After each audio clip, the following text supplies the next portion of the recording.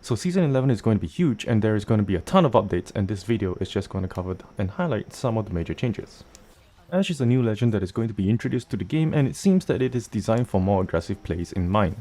Her ultimate Phase Breach works by providing a portal for her and her teammates alike, and unlike Wraith, does not need to be able to traverse the location. She can just target the location and create a beeline all the way to it, very much like a Pathfinder's ability. This, however, is a one-way trip and cannot be used to go back if things get dicey. So be very careful about following into an Ashe's ability, as I can see a couple of instances where things can get pretty trolly. Ashe Tactical Arc Snare though is designed to keep people stuck in an area to allow Ashe and her team to get closer and slow the enemy down.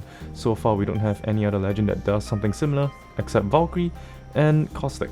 So it's good to see that Apex Legends is adding more of these characters that can reduce the enemy's movement speed or trap them in some way.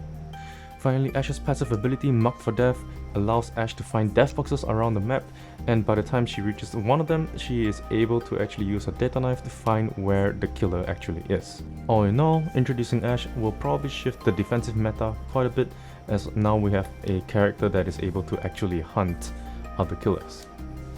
The second big thing on the list is the introduction to the Car SMG.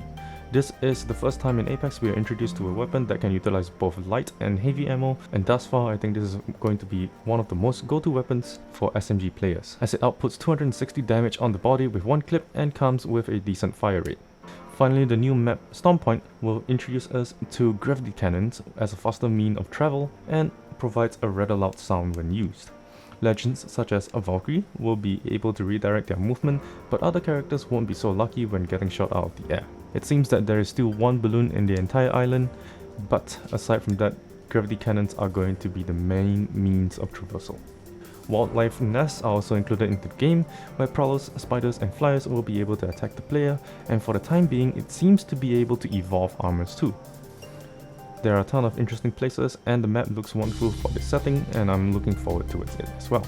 The next big thing to have changed is the kill RP system. It may take some time to get used to it, but it seems to have increased the max KP to 7, but also has tier differences when killing an opponent of different tiers.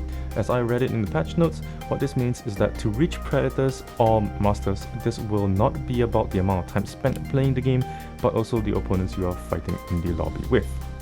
This will shift the momentum of how ranks used to work and will reward players for having higher skill set. Time will tell how this will affect the new rankings, but at least we can give props to EA for trying to change the rank system. Aside from that, Watson is receiving a buff to her abilities, but her hitboxes have been slightly increased. The triple take will now be an energy weapon, marksman brought back to the ground loot, and other weapons have also received tweaks and changes.